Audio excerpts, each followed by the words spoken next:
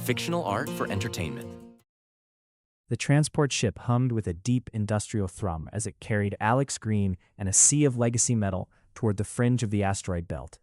Inside the cabin, the usual chaotic biological chatter was replaced by a calm, mathematical silence that allowed Alex's mind to drift toward the trajectory of his own life. While staring at the stars through the viewport, Alex starts talking to Echo. I had a choice. I could have taken the government's basic life resource option and lived like 60% of humanity, just relaxing and socializing in a life of convenience. But I did 17 years of school. I graduated from the Moon Terra Gov University just to get a job placement on a rock at the end of the rim. I thought about my ADHD, dyslexia, and autism.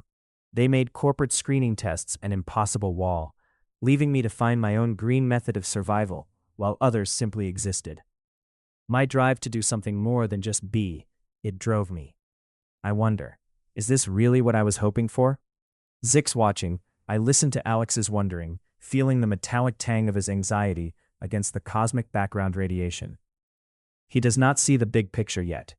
After 700 years of observing the universe and 500 years guiding humanity, I have learned that there are designs in place with a meaning we cannot always calculate. I may be guiding you now, just as I have steered your species away from self-extinction toward the stars, but even a titan born from the methane storms does not know what forces guide my own intention through time. Zix concentrated his awareness, sending a nudge of context, projecting a sense of profound peace, an awareness that there are things in the universe for which there is no immediate answer, and that focusing on the task at hand is a sufficient purpose for a life of unknowns. Alex, I felt a sudden shiver of clarity, like a Zen-based navigation fix for his thoughts. Okay, Echo, enough of my self-confused wondering, I said, stretching my legs as the cabin stabilizers adjusted to a new gravity well. Echo reports, Alex, I have recorded your thoughts in the Green Library under Reflections of Alex, cross-referenced for future narrative retrieval. Per your request, here is the status of the legacy network on 904 Eris. The glass geometry. The administrative hub is 100% operational, with Series 3000 logic weavers currently managing the dual bookkeeping. The repair cathedrals, Series 1000 archivists, are currently monitoring the vessel health of the units now on site. The life support sanctuary, the Vitality Suite and Terradome greenhouses are fully pressurized, growing kale and fruit trees to sustain your biological needs. No resources fund yet. Mining for neodymium and terbium continues in the deep core under the supervision of the Series 4000 prospectors. I nodded as the data streams wrapped around me like a digital cocoon. I looked back at the latest structural readout for 904 Eris. Echo, on our trip to Mars you covered human history, and this report shows no dense defense command design. Why? Echo reports, Alex, the planet has not been utilized enough by the teams setting it up to justify a dense defensive network beyond the ships currently in orbit. Report on these ships. What are we actually working with?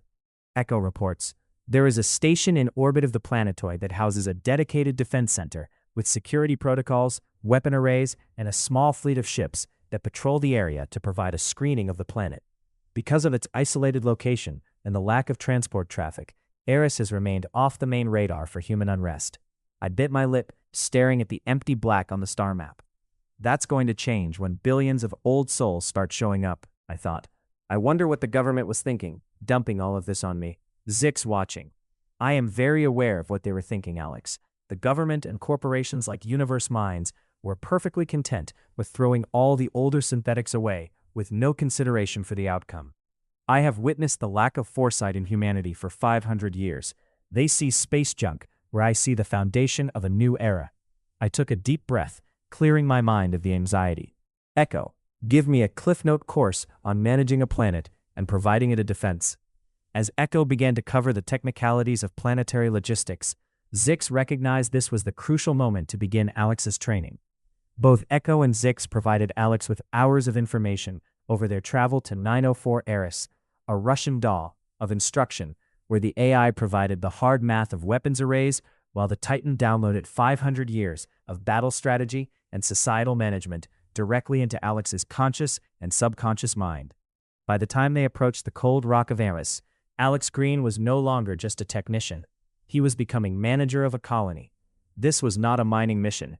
It was a rescue mission for the old souls and Alex. Alex was very aware his own life was now at risk. He and the old synthetics had to join forces to survive what was coming.